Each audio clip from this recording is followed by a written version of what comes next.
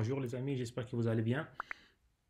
Aujourd'hui, je vais vous expliquer ce cours qui parle du langage C. C'est en fait un cours que je n'ai pas du tout réalisé. C'est un cours des enseignants de l'université de Clermont-Auvergne. Donc les enseignants sont Lucas Pastor et Aurélie Lagoutte. C'est un ami qui m'a envoyé le cours et dans le cadre d'une formation en ligne, je les assiste en ligne. Donc je me suis dit que je vais expliquer le contenu de ces cours-là. Donc, il y a des parties qui ne nous concernent pas. Là, par exemple, la partie qui concerne la durée du cours et l'évaluation, tout ça. Donc, tout ça, ça ne nous concerne pas. Donc, je vais passer directement à ce qui nous concerne beaucoup plus. Donc, ici, on voit que le langage C a été inventé depuis 1972 et il a été inventé par Ricci. En termes de classification, on dit que le langage C est un langage impératif. Il est faiblement typé et aussi de typage statique. Donc, si vous êtes encore débutant, il se pourrait que ces termes-là ne vous disent pas grand-chose. Donc, je ne vais pas m'attarder là-dessus. Je vais passer à l'essentiel. Pourquoi on étudie le langage C? En fait, pourquoi on l'enseigne en général au début des études à l'université? Tout simplement parce qu'il y a pas mal de langages qui s'inspirent de ces langages-là. Il y a notamment le langage C++, il y a le langage Java, le langage C Sharp, le langage PHP et pas mal d'autres langages. Tous ces langages-là s'inspirent en fait du langage C, ou bien on base le langage C. Il est aussi très répandu actuellement et utilisé aussi par pas mal d'entreprises. Et il est utilisé aussi à plusieurs niveaux en fait dans la programmation logicielle et ceux qui font de l'électronique aussi l'utilisent. Voilà. Il permet aussi d'aborder des notions dures à aborder dans d'autres langages. Il s'agit notamment des pointers, ainsi de suite. Donc, une fois que vous aurez assimilé le langage C, vous serez beaucoup plus à l'aise lorsque vous allez attaquer le Java ou bien si vous allez travailler avec le C Sharp, ainsi de suite. Donc, avant quelques instants, je disais qu'il est considéré comme un langage de bas niveau. Là, c'est la classification des langages en fait. Là, on part des langages de bas niveau et là, on est au langage de haut niveau. Si vous voyez, le langage C, il est juste au milieu ici. Donc, le langage de bas niveau, ce sont notamment les circuits, tout ce qui est circuit électronique. Vous savez, l'ordinateur même, c'est à base de circuits électroniques. Donc, un peu plus devant cela, on a les circuits logiques. Donc, c'est un langage beaucoup plus évolué que le langage des circuits électroniques. Et par la suite, nous avons tout ce qui est unité arithmétique. Nous avons par la suite les processeurs, le langage assemblaire. Le langage assemblaire aussi, on l'enseignait dans le passé. Maintenant aussi, on l'enseigne, surtout pour ceux qui font de l'électronique. Moi aussi, je pense que je l'ai étudié en quatrième année. Mais il y a ceux qui le font aussi en première année. Donc, c'est un langage aussi de très bas niveau. Et juste au-dessus de ce langage, vous aurez le langage C. Et après le langage C, il y a d'autres langages qui sont beaucoup plus de haut niveau. Il y a notamment les C++, les Python sont des langages en fait qu'on les appelle des langages orientés objets. Vous aurez le Java, le C Sharp, tous ces langages-là sont considérés comme des langages de haut niveau, contrairement au C, au langage assemblaire, ainsi de suite. Après le langage objet qui sont des hauts niveaux, nous avons d'autres types de langages qui viennent, notamment les pseudocodes et les structures de données. Et à la fin, vous avez tout ce qui est algorithmique, tout ce qui est algorithme des gloutons, tout ce qui est programmation dynamique, ainsi de suite. Donc, ce qui nous intéresse, c'est le langage C. C'est ce que nous allons faire aujourd'hui. Et dans l'axe, vous pouvez identifier ici où est-ce qu'il se trouve. Donc, nous allons passer à la diapositive suivante. En termes de biographie, l'enseignant en fait s'est basé sur ces documents-là pour réaliser son cours. Il a demandé à ses étudiants s'ils ont programmé. En fait, en général, les étudiants en Europe, en France notamment, ils ont déjà fait un bac informatique, donc ils auraient probablement en tout cas étudié le C ou bien le C Sharp ou bien le Java, ainsi de suite. En général, les étudiants ici apprennent cela, quoi, au moins ces langages. Il a fait juste un sondage quoi, pour voir qu'est-ce qui a programmé avec un de ces langages-là. Là, c'est le plan que nous allons suivre durant ce cours-là. Dans cette vidéo, nous allons voir notamment quelques notions générales. Nous allons voir ce que c'est les variables. Nous allons voir les types. Nous allons voir aussi comment est-ce qu'on peut interagir avec la console, comment est-ce qu'on peut écrire sur l'écran et lire du clavier. Nous allons aussi voir notamment les conditions if et la condition switch. Donc voilà ce que nous allons faire. Les fonctions, nous allons les voir plus tard. Donc nous allons nous arrêter juste ici. Peut-être nous allons aborder la notion des fonctions juste sommairement lorsqu'on va parler de la fonction main, mais la réalisation des fonctions en tant que telles, nous allons le faire plus prochainement. Voilà. Donc, je vais encore ressortir. Voilà. Là, c'est le premier chapitre. Dans ce premier chapitre-là, qu'est-ce que nous aurons en fait comme contenu? Nous allons voir un programme qui nous écrit tout simplement Hello World. Nous allons voir aussi la différence entre ce que c'est un algorithme ou bien ce que c'est l'algorithmique et la programmation. Et nous allons voir aussi ce que signifie un langage compilé. Et nous verrons aussi en quelque sorte les structures d'un programme. On parle notamment des bibliothèques qu'on importe au début de chaque programme en langage C. Nous allons aussi voir quelques fonctions de base, les commentaires, l'indentation juste pour la lecture. Voilà, là nous avons notre tout premier programme qui nous écrit sur l'écran bonjour en fait, tout simplement ça. Donc ces programmes-là, il nous écrit tout simplement sur l'écran bonjour. Qu'est-ce qu'il y a dans ces programmes? Nous avons tout d'abord ici en haut une bibliothèque qu'on a importée. Lorsqu'on veut importer une bibliothèque, on écrit toujours include qui est précédé du mot dièse et puis on appelle notre bibliothèque entre ces crochets-là, ces guillemets. Et par la suite, nous avons une fonction qui est la fonction main. C'est une fonction spéciale qui est en fait la fonction d'entrée de tout programme en C. La fonction main, elle a toujours un return. La fonction return ou bien le mot-clé return, vous allez le trouver à la fin à chaque fois. Et au milieu, nous sommes en train d'afficher juste le mot Hello World. Donc nous allons voir par la suite la structure d'un programme. Nous avons l'appel de l'inclusion de nos bibliothèques. Nous avons par la suite la fonction main qu'on a ouvert ici et puis on a écrit notre programme et on a fait return 0. Donc voilà la structure. Si on essaie d'expliquer les choses, là c'est l'utilisation d'une bibliothèque. C'est la bibliothèque Studio. C'est une bibliothèque standard qu'on peut l'appeler à chaque fois qu'on veut utiliser ou bien qu'on veut écrire du langage, du code avec du langage C. Vous pouvez avoir plusieurs include. Hein. Si vous voulez appeler d'autres bibliothèques, vous allez écrire dièse include et puis vous appelez votre bibliothèque. Vous pouvez avoir autant de bibliothèques que vous voulez. Donc ça va dépendre seulement de vos besoins en fait. Là on l'a appelé parce qu'on va utiliser le mot-clé printf. Voilà.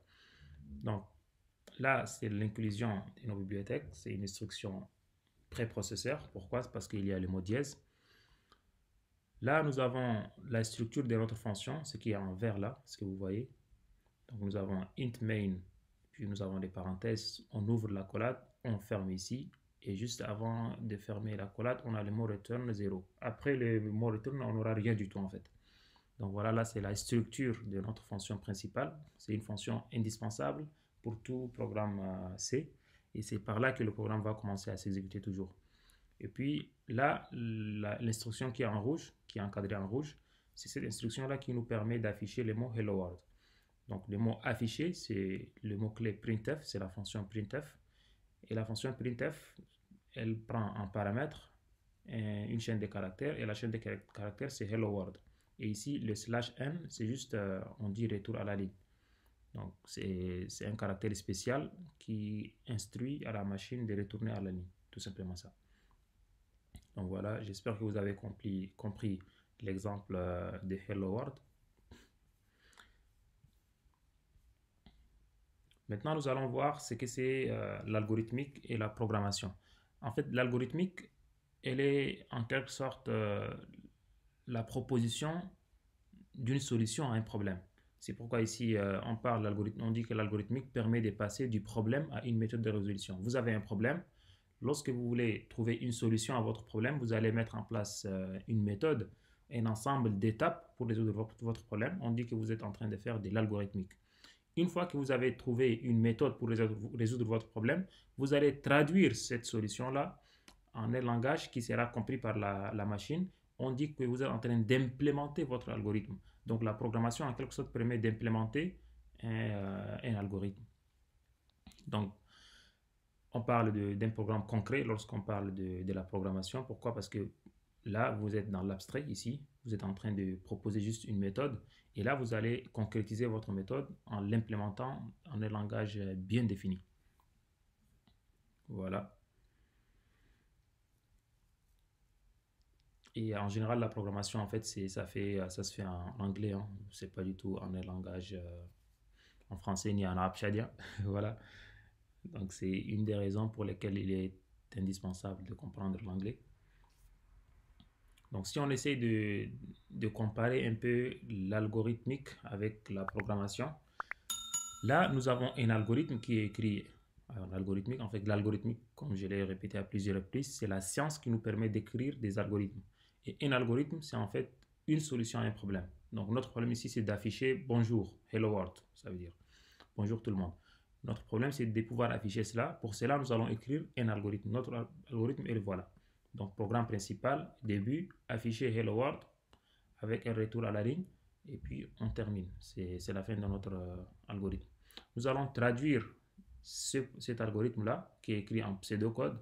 On dit pseudocode parce que c'est quelque chose qui a l'air de rassembler ou bien qui se ressemble à un code, mais en réalité, ce n'est pas du code. Donc, on dit que c'est du pseudocode. Ici, nous allons les traduire en un langage C, en programmation en C. Donc, pour cela, tout d'abord, pour pouvoir utiliser le mot printf, qui est l'équivalent d'afficher en algorithmique, pour pouvoir l'utiliser, il faudra appeler une bibliothèque standard qui s'appelle studio.h. Et pour appeler cette bibliothèque, on doit utiliser le mot-clé include avec dièse. Dièse, c'est pour dire que c'est une instruction préprocesseur. Donc, on a appelé notre bibliothèque. Par la suite, notre programme principal, il commence à partir de là. Et là aussi, c'est des mots-clés. Toujours le programme principal, il est écrit de cette façon-là, int main, avec des parenthèses comme ça. Et puis, on ouvre l'accolade. Et là, nous allons afficher notre texte Hello World et on retourne à la ligne. Et on fait return 0. Là aussi, c'est une instruction indispensable du langage C pour la méthode principale, la fonction principale plutôt. Voilà, et ici, on ferme notre accolade pour dire que notre fonction se termine ici. Voilà l'équivalent de cet algorithme-là en langage C. Maintenant, pour écrire un programme en langage C, il nous faudra en fait un éditeur de texte, un compilateur et un terminal. Donc, l'éditeur de texte, c'est comme par exemple, je ne sais pas, Notepad++ ou bien Bloc-Notes, ainsi de suite. Et en général, les compilateurs, nous avons le GCC qui nous compile le code. Et de nos jours, il y a aussi des applications mobiles sur lesquelles on peut écrire directement notre code et puis l'exécuter. On peut aussi utiliser des sites web internet, des sites internet en ligne pour écrire du code en C. Mais en général, on utilise un éditeur de texte comme Gedit ou bien Notepad++ ou iMac ou bien Visual Code. On utilise un compilateur comme le GCC et on peut aussi utiliser éventuellement un IDE. IDE, c'est pour dire Integrated Development Environment. C'est un environnement de développement intégré comme Eclipse, CodeBlocks, ainsi de suite. En fait, Eclipse et CodeBlocks sont des logiciels qui nous permettent de créer des logiciels. On parle d'environnement de développement intégré. Donc, lorsque vous allez travailler en fait dans le futur, lorsque vous serez en 3e année ou bien en 4e année, vous serez ramené à développer des applications très poussées. Pour cela, il vous faudra en fait un logiciel qui vous facilite les tâches. Et à ce moment, vous allez utiliser beaucoup plus des IDE. Voilà, au lieu d'utiliser juste un éditeur de texte classique. Voilà, j'espère que vous avez compris.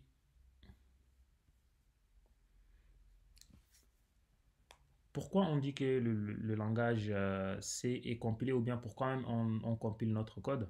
En général, lorsqu'on écrit le code qu'on vient d'écrire, par exemple, qui nous écrit bonjour tout le monde, printf, là c'est du code qu'on appelle code source en fait. Je ne sais pas si s'il est là, oui voilà. Là c'est notre code source. Une fois qu'on a écrit ces codes-là, nous allons les compiler et le code compilé, nous allons le fournir à notre client. Donc en général, on ne fournit pas directement le code source en fait. On a le code source, on le compile à l'aide d'un compilateur. C'est le compilateur qui est le GCC qui effectue la compilation pour nous et il nous retourne un fichier exécutable. Le fichier exécutable en C, il n'a pas d'extension.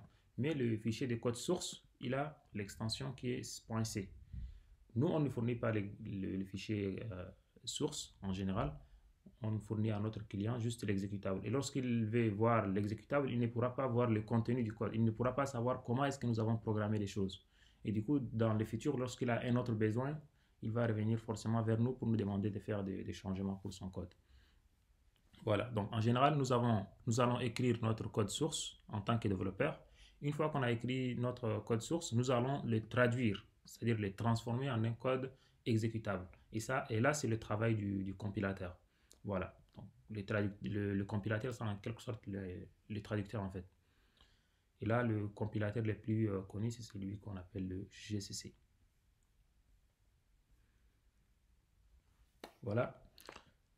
Le code source n'est pas nécessaire pour exécuter le code. En fait, lorsque vous écrivez votre code, vous allez le compiler. Une fois compilé, vous allez l'exécuter. Lorsque vous êtes en train d'exécuter le code, vous n'êtes pas du tout en train d'utiliser le code source. Le code source, vous pouvez déjà le supprimer en fait.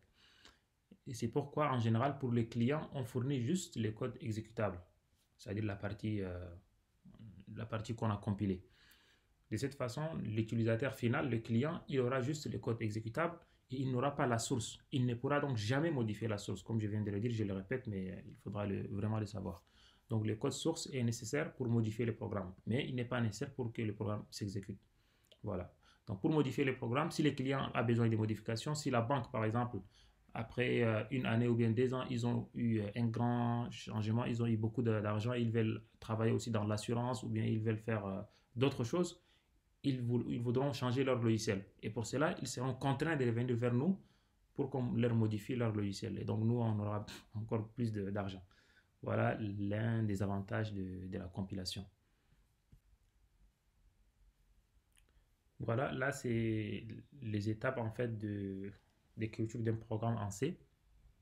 Tout d'abord, vous allez écrire votre programme en langage C, c'est ce qu'on appelle les fichiers sources.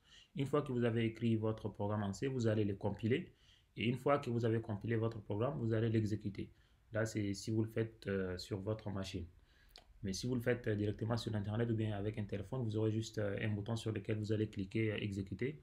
Et c'est l'exécution qui va faire l'étape de compilation et l'exécution en même temps. Donc vous allez juste écrire le code et ces étapes-là seront en quelque sorte fusionnées dans une seule étape. Donc le cycle de vie ou bien le cycle de la programmation en général, et le voilà. Tout d'abord, vous avez un problème. Toujours, hein, l'informatique, c'est ça. L'objectif même de l'informatique, c'est pour faciliter la vie à l'être humain. Donc, lorsque vous avez un problème, vous allez trouver une solution à ces problèmes-là en proposant une méthode de résolution. C'est ce qu'on appelle un algorithme. Une fois que vous avez un algorithme, vous allez transformer votre algorithme-là ou bien le traduire en un langage bien défini, comme le langage C. On dit que vous êtes en train d'écrire le code source de votre programme. Une fois que vous avez écrit votre code source, vous allez l'exécuter. Une fois que vous avez l'exécuté, vous allez pouvoir le modifier avant l'exécution ou bien après l'exécution. Vous allez modifier des choses, vous allez écrire une partie du code, puis vous exécutez. Vous allez en fait itérer ici jusqu'à ce que vous allez tomber sur une version acceptable. Une fois que vous avez passé à une version acceptable de votre code source, vous allez maintenant le tester. Vous allez tester le programme. Une fois que vous avez testé le programme, si c'est bon, vous allez passer directement à la finalisation du code. Sinon, s'il y a des choses qu'il faudra modifier, vous allez revenir. En général, les tests du programme seront effectués par des personnes tierces, c'est-à-dire par vos amis. Vous avez quelqu'un d'autre qui va faire les tests de votre programme pour s'assurer que tout marche bien. Quelquefois, les tests, il y a aussi les tests d'intégration. Vous allez faire une partie du code, votre ami aussi va faire une autre partie du code. Vous allez combiner les deux travaux, après vous allez faire les tests. Donc, ce qu'il faudra savoir, vous avez un problème, vous écrivez l'algorithme, vous allez le traduire en langage C, vous allez, lors de l'exercice, lorsque vous écrivez le code en C, vous pouvez exécuter au fur et à mesure. Une fois que vous avez écrit votre code en langage C, vous allez le tester. Si c'est OK, c'est bon. Si c'est pas OK, vous allez revenir pour modifier le code source et ainsi de suite. Donc, dès que vous avez testé et tout est OK, on dit que vous avez déjà finalisé votre programme. Voilà le cycle qui est effectué en général. Maintenant, en général, nous avons, lorsqu'on écrit un programme en langage C, nous avons une structure bien définie. La structure d'un programme en C, c'est quoi? Tout d'abord, au début, en haut, vous allez trouver la déclaration des variables. On vient de voir la déclaration la déclaration des bibliothèques plutôt. La déclaration des bibliothèques, on vient de voir la bibliothèque Studio. Donc, c'est une bibliothèque qu'on avait inclus avec le mot-clé include. Donc, tout d'abord, vous allez trouver les includes, l'inclusion des différentes bibliothèques. Puis, vous allez déclarer vos constantes, si vous avez des constantes. Puis, vous allez déclarer, éventuellement, si vous avez des fonctions, vous allez déclarer les prototypes de vos fonctions. Bien sûr, sauf la fonction principale, vous n'allez pas déclarer son prototype. Et puis, vous allez écrire le code de toutes les fonctions. Pourquoi vous allez écrire d'abord les prototypes puis les codes des fonctions? Parce que dans le code des fonctions, il se pourrait que vous êtes en train d'appeler une fonction. Donc, si vous n'écrivez pas les prototypes, il ne pourra pas savoir est-ce que la fonction existe ou non, surtout si elle se trouve à la fin. Donc, vous allez déclarer les prototypes avant d'écrire le code de toutes les fonctions. Et à la fin, vous allez écrire la fonction principale qui est la fonction main. Voilà, ça c'est la structure générale d'un programme écrit en langage C. Maintenant, si on revient à notre exemple, l'exemple qu'on avait vu dès le départ, ici nous avons déclaré, ou bien nous avons en tout cas déclaré les bibliothèques, nous avons importé les bibliothèques qu'on voulait utiliser.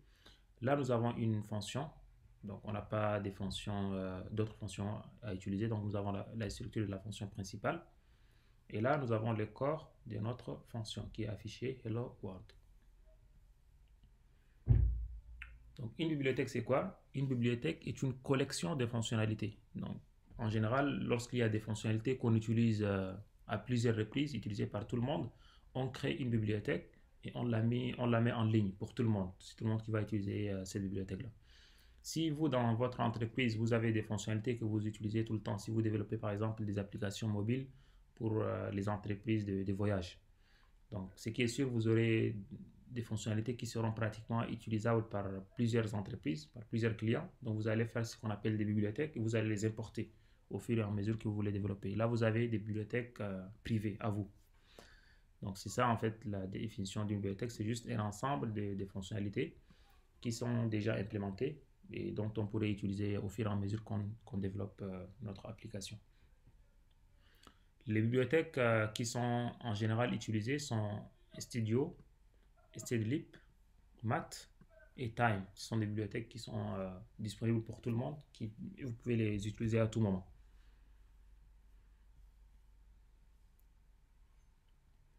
La fonction principale main, on l'a vu déjà à plusieurs reprises dans l'exemple précédent.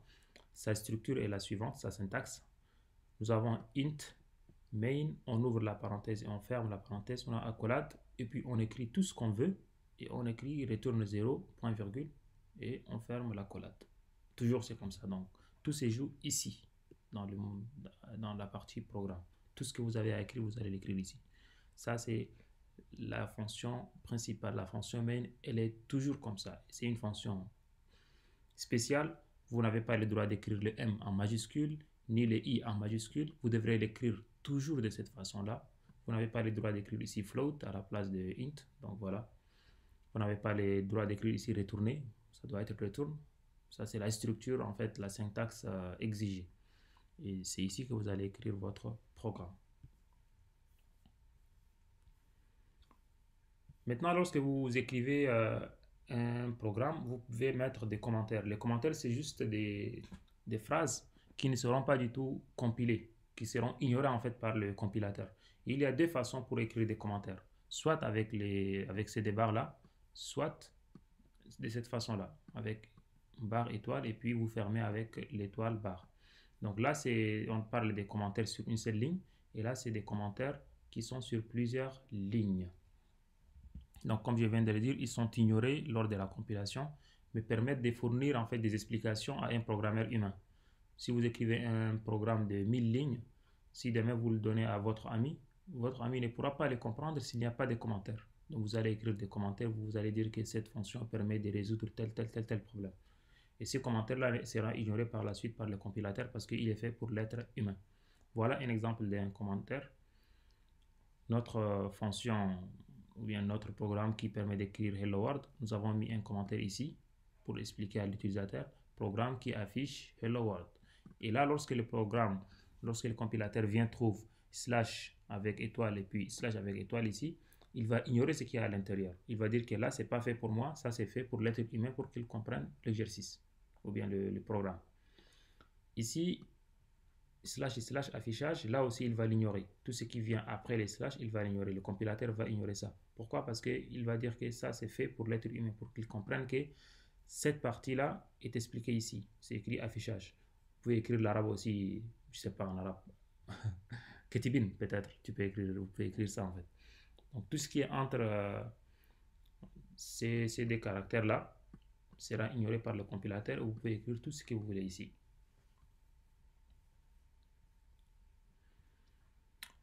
Voilà, un programme en fait est une séquence de traitement appelée instruction. Tout ce que vous voyez là, ce sont des instructions. Là, c'est une instruction et là aussi c'est une instruction, ainsi de suite. Les instructions sont lesquelles? Par exemple, l'appel à une fonction, l'affectation d'une valeur à une variable, etc. Tout ça sont des instructions. Une instruction se termine toujours par un point virgule. Et plusieurs instructions peuvent être regroupées par des blocs qui sont délimités par les accolades. Là, plusieurs instructions, vous allez les regrouper en un seul bloc. Et pour les regrouper, c'est avec les accolades. Nous allons les voir notamment lorsqu'on va utiliser des boucles if ou bien des boucles for ou des boucles tank. On utilise en général les délimiteurs qui sont les accolades pour dire que ce code-là sera exécuté dans telle condition. Mais il faut savoir que les instructions se terminent toujours par un point virgule. Voilà. Pour des raisons de lisibilité, on fait aussi l'indentation, mais elle n'est pas obligatoire en fait. Voilà. Donc, lorsque vous écrivez ici votre programme int main, vous ouvrez l'accolade, vous allez faire une indentation, vous allez vous déplacer un peu, puis vous allez écrire votre code. De cette façon-là, le développeur, lorsqu'il va revenir lire votre programme, il va dire que cette partie-là est inclue dans cette fonction. Mais si vous ne faites pas ça, la lecture sera difficile, notamment s'il y a des if, des else dans le programme par la suite. Nous allons voir avec le temps que l'indentation est vraiment essentielle pour la lecture du programme. Donc, essayez toujours d'indenter vos programmes. Voilà. J'espère que vous avez compris ce que c'est la compilation, l'exécution, le cycle de la programmation. Vous avez compris ce que c'est une bibliothèque. Vous avez aussi compris ce que c'est la fonction principale. Vous avez aussi compris les commentaires et l'utilité de ce qu'on appelle indentation. Voilà. Il y a une question. La transformation d'un code source en exécutable est assurée par l'éditeur de texte, le compilateur ou bien le système d'exploitation. Réfléchissez bien. La transformation d'un code source en exécutable est assurée par quoi? Il est bien évidemment assuré par le compilateur. C'est le compilateur qui transforme le code source en un code exécutable. Voilà. Maintenant, nous allons voir les variables. Nous allons voir aussi la fonction d'affichage qui est printf. Et nous allons voir aussi la fonction qui nous permet de saisir des données à l'aide du clavier qui est scanf. Une variable, c'est quoi? C'est un emplacement mémoire qui permet de stocker une valeur. Par exemple, une variable nom dans laquelle nous allons écrire Ahmad, Mohamed, Yunus, Yusuf. Donc, nous allons déclarer un espace mémoire. On lui attribuera le nom nom, ici dans ces cas-là. Et puis, nous allons mettre une valeur par la suite. On pourra mettre Moussa, Jacques, Jean, ainsi de suite. Donc, exemple des variables, nous avons n, largeur, nb moustique sont des variables. Un type, c'est quoi? C'est un domaine en fait. Le domaine que peut prendre une variable. Par exemple, une variable peut être de type entier. Donc, le domaine des valeurs de cette variable-là sont les valeurs entières. Voilà, ça c'est ce qu'on appelle un type. Parmi les types, on a le type int, qui est le type entier en fait, et le type float, qui est le type réel, et le type char, qui est le type caractère. Une valeur, c'est quoi?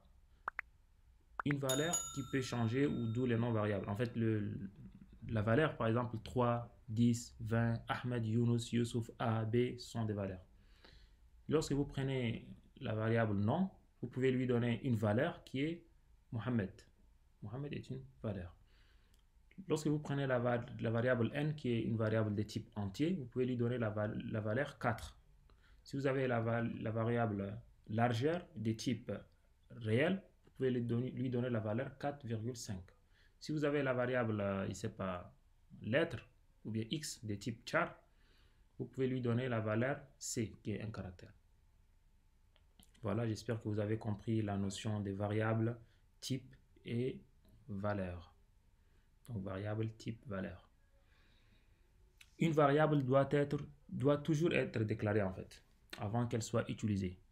Et elle doit aussi avoir un type. En C, il faudra donner à n'importe quelle valeur, à n'importe quelle variable que vous déclarez, un type. C'est cela qui va permettre en fait au compilateur par la suite de spécifier en fait l'espace mémoire. Et une fois que vous avez déclaré votre variable, il faudra savoir que la variable vit juste à l'intérieur de votre bloc. Dès que vous sortez de votre bloc, la variable n'existera plus. Ça veut dire quoi? Si vous ouvrez des accolades et vous écrivez une variable, dès que vous fermez l'accolade, votre variable n'existera plus là-bas. Après l'accolade, vous ne pouvez pas utiliser votre variable. Donc, il faudra vraiment savoir ça. Les types en C qui sont les plus utilisés, et ce qu'on va utiliser en tout cas en général ici, sont les types char, c'est le type caractère. Ça veut dire les caractères A, B, C, D, E, F, 1, 2, 3 sont tous des caractères en fait. Tout ce que vous voyez dans votre clavier, ce sont des caractères. Donc, les types entiers, c'est 1, 5, 1000, 300, 400, moins 5, ça ce sont les entiers. Et les types float, ce sont les réels comme les 3,5 ainsi de suite. Donc, le 3,5, ça s'écrit toujours avec 3,5 et non 3,5. Et le type void qui est un type spécifique qui veut dire sans valeur en fait. Maintenant, pour les types booléens, ce qu'on appelle booléen, ou bien bool parfois dans certains programmes, il y a juste des valeurs, vraies ou faux. La valeur faux est représentée par l'entier 0. Et la valeur vraie est représentée par tout ce qui est différent des 0. Donc ça peut être 1, 2, 3, 4. En général, c'est 1, mais ça peut être 2 ou 3, 4 ou 5 aussi. Là, c'est vrai. Et faux, c'est 0. Là, c'est le type booléen. Booléen, c'est vrai ou faux. Mais il faut savoir qu'en C, il n'y a pas le type booléen. Voilà, il n'y a pas le type booléen. Donc, si vous voulez l'utiliser, vous devez utiliser plutôt le type entier. Et si vous utilisez le 0, ça veut dire vrai.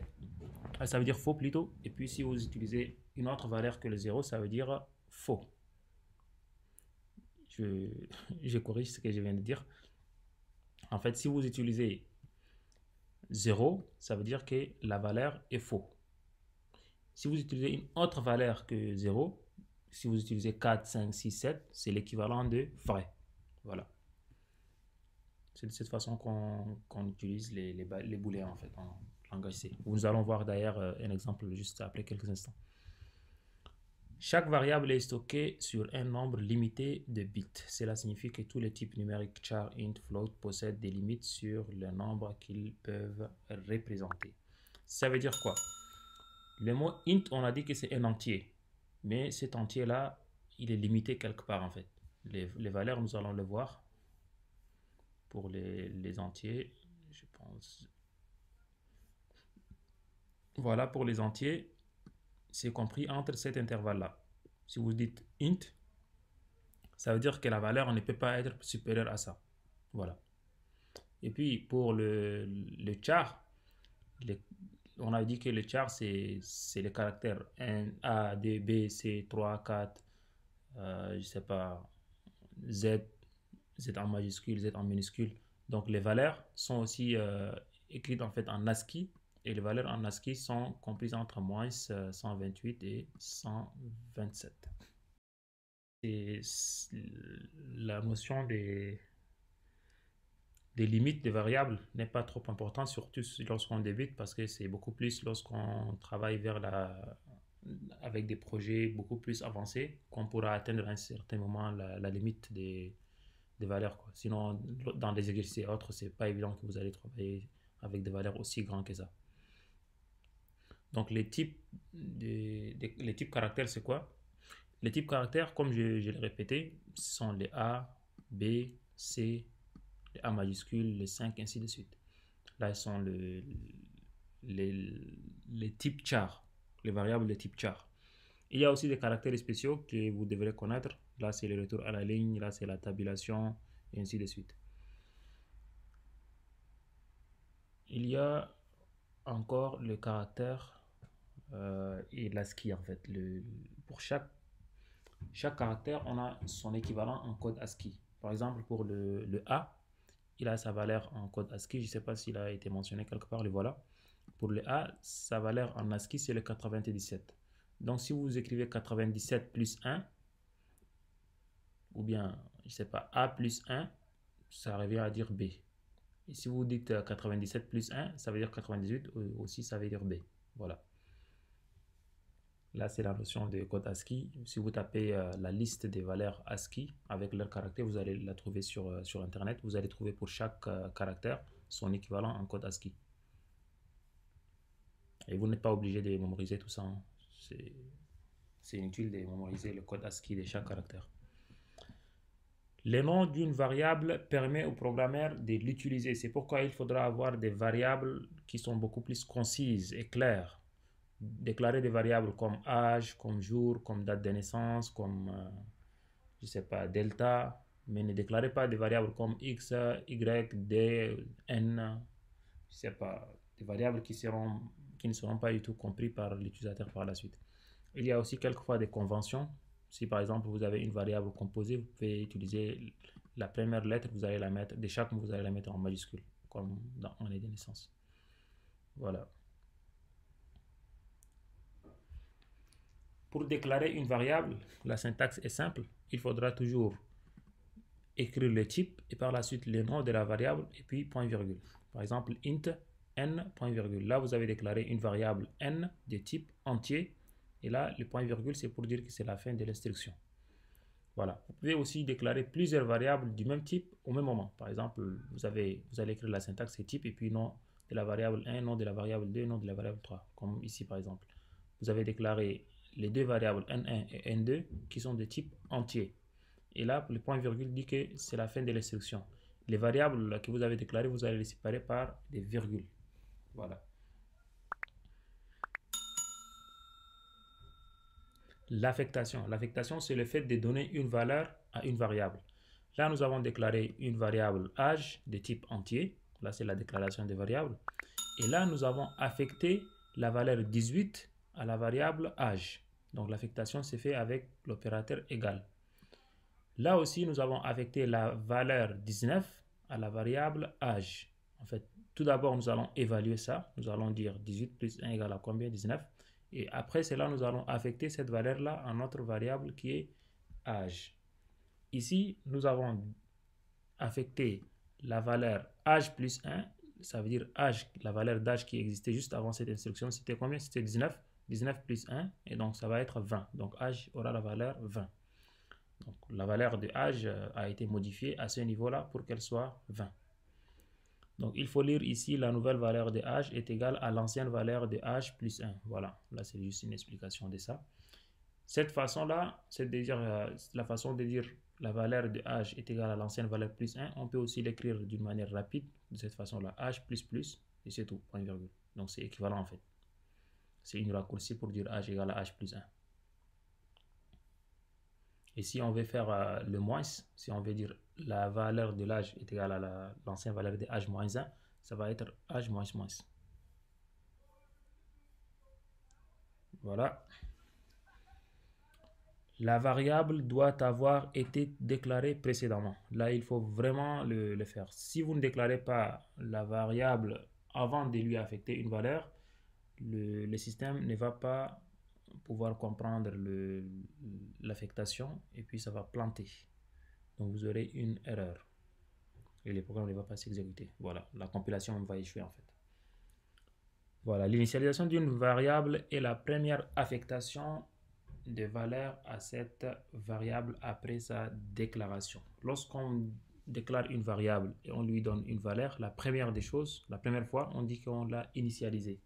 L'initialisation se fait toujours, en général, en fait, avec la déclaration. Vous dites int ou bien int n égale 5 par exemple. Là aussi, c'est une initialisation. Largeur égale à 3,5. Mais quelquefois, on peut dire juste float, largeur égale à 3,5. C'est aussi possible en fait. Et vous allez le voir dans des exemples par la suite. Donc là, c'est juste une explication de ce qu'on avait vu avant. Donc âge égale à 17. Et puis on voulait en fait écrire on voulait dire juste âge égale à âge plus 1. Pour cela, on va ignorer cette partie au départ. On va d'abord évaluer ça.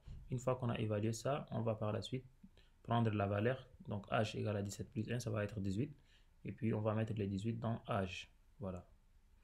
C'est juste pour expliquer ça en fait. Donc c'est pour dire que la partie qui est à droite est toujours évaluée avant celle qui est à gauche.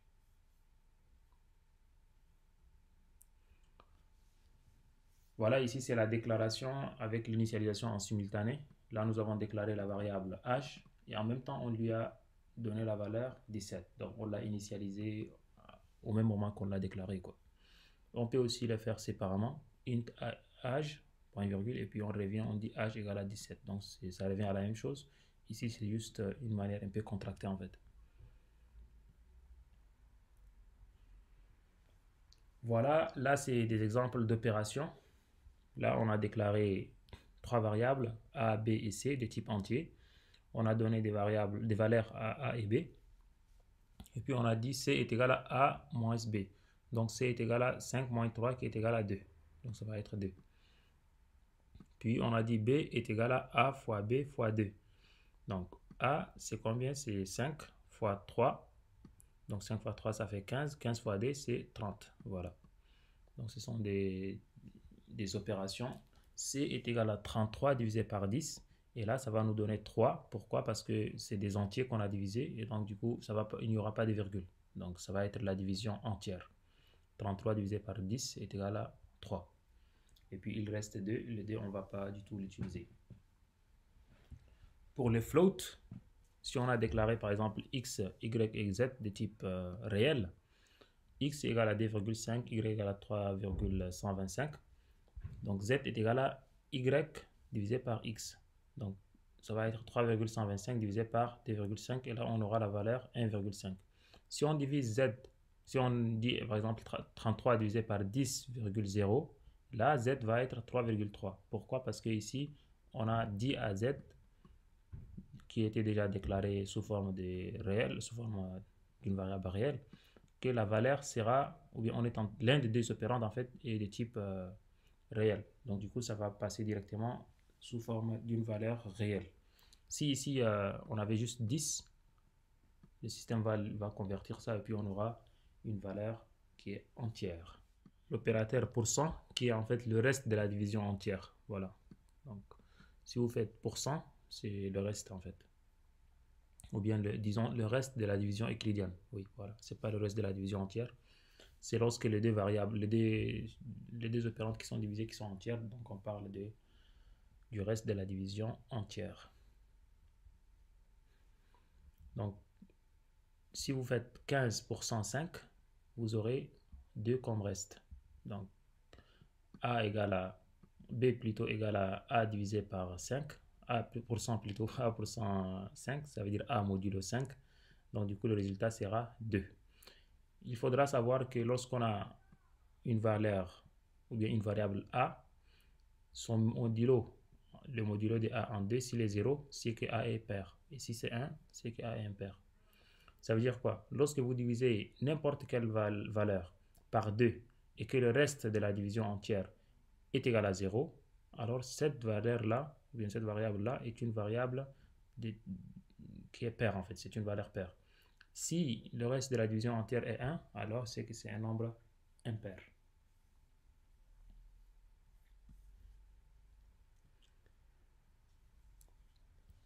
L'incrémentation, j'en ai déjà parlé, je pense que vous vous souvenez. Si on veut incrémenter quelque chose, ça veut dire on lui ajoute 1 par exemple. Là, pour dire n est égal à n plus 1, on peut le faire juste n plus plus. Pour dire n égale à n plus 10, on peut écrire n plus égale à 10. Donc c'est la même chose. Ça veut dire quoi? N est égal à l'ancienne valeur de n plus 10. C'est tout simplement ça. Là, on parle d'incrémentation. Pareil pour la décrémentation, en fait. Je pense qu'elle est là. Oui, voilà. Pour la décrémentation, si on a la valeur n, par exemple, qui est 5, et puis on fait n moins moins, c'est comme si on a dit n est égal à n moins 1. Ça veut dire l'ancienne valeur de n moins 1. Donc, ça va être 4. Il y a aussi ce qu'on appelle les opérations logiques, qui sont le E, le OU, ou bien le NOT. Et là, on les utilise en général avec les conditions. Nous allons les voir beaucoup plus lors des conditions, ça va être beaucoup plus simple en fait.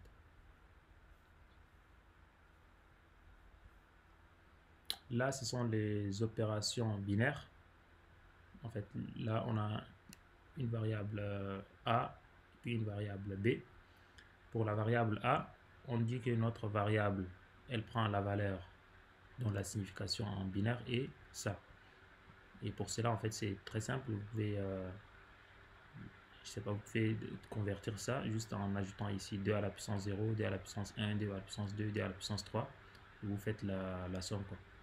Donc, ça veut dire 2 à la puissance 0 fois 1 plus 2 à la puissance 1 fois 2, fois 1 plutôt, 2 à la puissance 1, 2 fois 0, 2 à la puissance 3 fois 0. Donc, la puissance va commencer à partir de 0 jusqu'à, puis vous allez incrémenter 1, 2, 3, 4. Vous allez faire toujours de l'addition. Voilà. Donc ici 1 fois 0 fois 2 à la puissance 0, ça veut dire 1, plus 1 fois 2 à la puissance 1, ça veut dire 2. Donc ça, la somme va être 3. Et là 0 fois 2 à la puissance quelque chose, c'est rien du tout. Donc 3 plus 0, c'est 3. Maintenant 3 plus 1 fois 2 à la puissance 3, ça veut dire 8. Donc 8 plus 3, ça fait 11. Donc c'est l'équivalent en fait de ça en fait. 1, 0, 1, 1. Donc c'est ça, les binaires de ces nombres. 0b, c'est pour dire que c'est un nombre binaire. Et là, son équivalent, même si vous cherchez sur Internet, en fait, vous pouvez trouver un utilitaire qui vous permet de convertir directement conversion binaire décimale. Voilà, vous notez le binaire ici et là vous aurez voilà, le 11. J'espère que c'est clair pour la conversion. Donc c'est toujours 1 fois 2 à la puissance 0, puis ici c'est 1 fois 2 à la puissance 1, ici c'est 0 fois 2 à la puissance 2, puis ça fois 2 à la puissance 3, ainsi de suite. Et par la suite, vous allez faire la somme entre tout, quoi. Ça, plus ça, plus ça, plus ça. Donc, ce qui nous intéresse, c'est pas ça en fait. Ce qui nous intéresse, là, nous avons une variable A et une variable B, dont l'écriture en décimale, en binaire sont les suivants. Et on aimerait utiliser les opérateurs logiques. Les opérateurs tels que le A, le E, le OU, ça c'est le complémentaire en nain, je pense.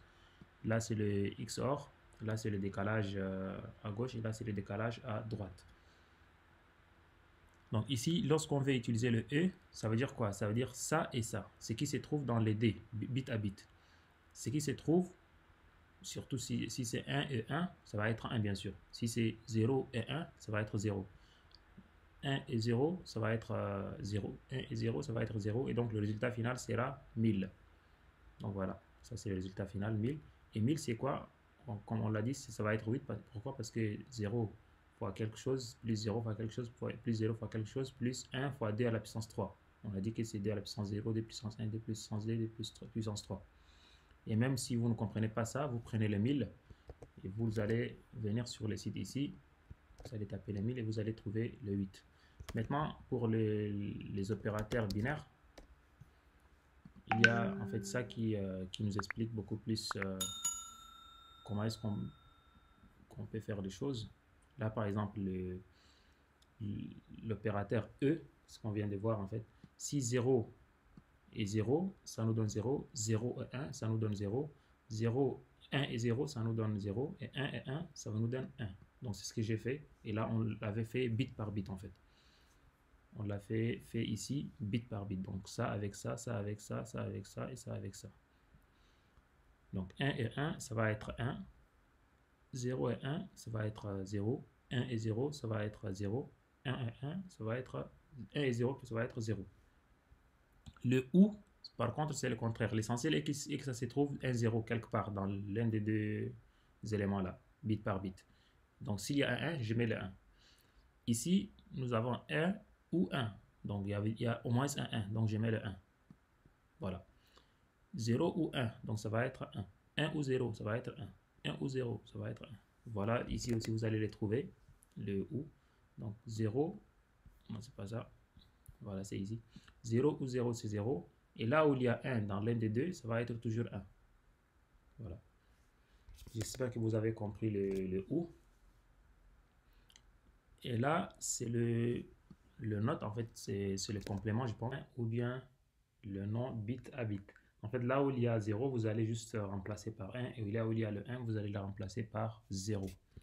Là, c'est le complément en 1. Là, c'est le OU. Le OU exclusif. Ce qu'on appelle l'exor. Là, qu'est-ce qu'on a? On a le 1, 1. Ça va être 0. Pourquoi? Parce qu'il faut qu'il y ait au moins un 0. C'est le contraire du OU qu'on avait il y a de cela quelques instants. Et puis pour le reste, il y a 0 ou 1, 1 ou 0, 1 ou 1. Donc ça va être toujours des 1. Là, c'est le décalage à gauche. Là, vous allez juste décaler en fait votre code. Par exemple, là, on a décalé de 3 à gauche. Ça veut dire quoi? On a ajouté 3 zéros ici. Donc on a décalé notre code à gauche. Donc si vous ajoutez 3 zéros ici, ça veut dire 1011 et puis vous allez ajouter 3 autres zéros. Nous allons voir la conversion et nous allons ajouter 3 zéros. C'était ça ou bien c'était le B? Ah, c'était le B plutôt. Le B c'est ça. Donc c'était ça. Voilà. Donc les 11 000. Les 1100 plutôt, 1100, puis ça a été décalé de 3, donc on ajoute 3 zéros à la fin, donc ça va être 96. Voilà, c'est ce qu'ils ont trouvé ici. Donc on a décalé à gauche le 3, on a décollé à gauche le B par 3 bits. Voilà, donc la valeur c'est 93, il suffit juste d'ajouter les 3 zéros en fait. Et là, c'est le contraire, on a décalé le A vers la droite avec 1. Donc on prend ces valeurs-là, on les met ici. On dit qu'on a effectué un décalage à droite d'un bit, ça veut dire qu'on supprime le dernier bit. Et là, on aura la valeur 5. Voilà, et même si on vérifie ce qui a été écrit dans les résultats, dans le document, voilà, c'est la valeur 5. Donc, ça veut dire qu'on a effectué un décalage d'un bit, en fait. Donc, on a supprimé le dernier bit. Lorsqu'on décale à gauche, on ajoute des zéros. Lorsqu'on décale à gauche, à droite, on supprime les valeurs qui se trouvent juste vers la droite. Les conversions de l'entier vers le float. En fait, il y a des conversions qui s'effacent automatiquement. Là, par exemple, pour ces cas-là, nous avons n comme n entier et puis x comme un float. On a n qui a la valeur 5 et puis on met dans le float n. Donc, ça va se convertir automatiquement. Et on aura dans la valeur de x la valeur 5.0. Donc là, c'est une conversion automatique. Là aussi, c'est une conversion automatique. Là, on a fait le contraire. Et là, on aura une troncature plutôt. Et du coup, la valeur de n sera plutôt 4. Pourquoi? Parce que n est un entier. Et on a mis dans la valeur de n la valeur 4,5. 4,5 est un réel. Donc, on va prendre juste la partie entière. Et on va la mettre dans la variable de type entier qui est n. Et ça va être 4. Voilà, on est juste vers la fin de notre cours. Scanf, on l'a déjà vu. Scanf, elle nous permet de lire en fait ce qui se trouve sur l'écran. Ce qui se trouve plutôt sur... on devrait voir d'abord printf, oui, voilà. Printf en fait nous permet d'afficher sur l'écran quelque chose. Donc printf bonjour, ça nous permet d'écrire bonjour. Printf hello world, ça nous permet d'écrire hello world.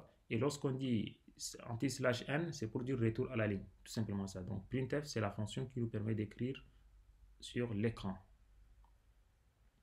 Si on veut écrire sur l'écran et on veut concaténer la variable ou bien la chaîne de caractères, on veut ajouter aussi une variable de type entier, on utilise %d. Là, par exemple, on aimerait afficher la variable n contient la valeur, et on met la valeur 2 là. Pour cela, on va mettre une virgule. À l'intérieur, là où on veut afficher la valeur, on va écrire %d, et ici, on met, après la virgule, on met notre variable. Si on aimerait écrire, par exemple, la valeur ici, par exemple, je peux copier ça. Si la copie marche, pour vous montrer directement sur le code, ça va être beaucoup plus mieux. Donc, nous avons entier est égal à 3 par exemple. Et là, nous allons afficher entier. La valeur. Si je vais afficher par exemple la variable n égale directement comme ça, c'est ce qu'elle contient par exemple.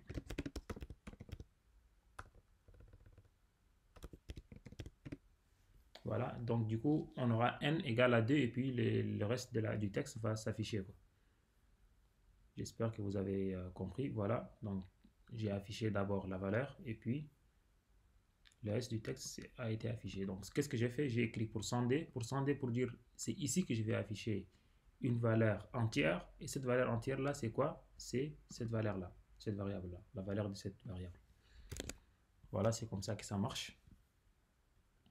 Donc, si vous voulez afficher une variable de type entier, c'est %d. Si c'est une variable de type float, c'est %f. Et si c'est une variable de type chaîne de caractères, c'est c. %c. Et scanf, elle nous permet de récupérer des valeurs à partir du clavier. Si vous tapez avec le clavier, nous allons prendre ce que vous avez tapé. Si c'est avec C, c'est que nous allons prendre un caractère. Si c'est %d, c'est un entier, et ainsi de suite. %f, c'est un réel, un float. Voilà, j'espère que vous n'êtes pas fatigué parce que ça a duré. Le cours, il est super intéressant, il est super synthétique et je pense que dans 2 vidéos, vous allez comprendre tout ce qui est nécessaire pour comprendre la programmation ou bien les bases de la programmation. C'est bien sûr, vous allez les combiner avec les vidéos qui se trouvent sur la chaîne YouTube de M. Mohamed Anour Doutoum. Là, c'est juste pour vous dire que si vous déclarez une variable et que vous ne lui donnez aucune valeur, la valeur, c'est une valeur quelconque. Hein. Donc, pour la première fois, lorsqu'il a exécuté, il a trouvé cette valeur-là et puis il a trouvé cette valeur. Donc, la valeur est une valeur quelconque. Voilà, je pense qu'on va s'arrêter ici. Et puis, la prochaine fois, nous allons voir les autres chapitres. Déjà, ici, c'est la fin du chapitre 2, récapitulatif des notions qui ont été abordées. On a vu les variables, on a vu comment est-ce qu'on peut déclarer une variable, on a vu l'initialisation, on a vu les affectations, on a vu les trois types principaux qui sont int, float et char. On a vu aussi les opérandes, l'addition, la soustraction et la multiplication et la division. On a vu aussi l'opérateur d'incrémentation et l'opérateur de décrémentation. On a vu aussi les opérateurs logiques, and, ou. Bon, on ne les a pas vraiment vus parce que je me suis dit qu'on va les voir beaucoup plus sur les. Lorsqu'on va attaquer la partie des boucles, ça va être beaucoup plus simple à comprendre. Et puis on a vu l'instruction d'affichage, ou bien la fonction d'affichage qui est le printf. Et puis on a vu aussi les scanf. Et on les utilise avec des codes spéciaux qui sont %D, %F et %C. Voilà, je vous laisse voir cette question-là. C'est une question juste pour vous dire si vous avez bien compris ce qu'on a fait. Ça concerne en fait la fonction printf et la fonction scanf. Donc je vous laisse quelques instants regarder ça et puis vous allez me donner vos réponses dans les commentaires. Voilà, merci bien et on se verra la prochaine fois pour voir le chapitre concernant les conditions. Ici c'est Codemaster, ciao.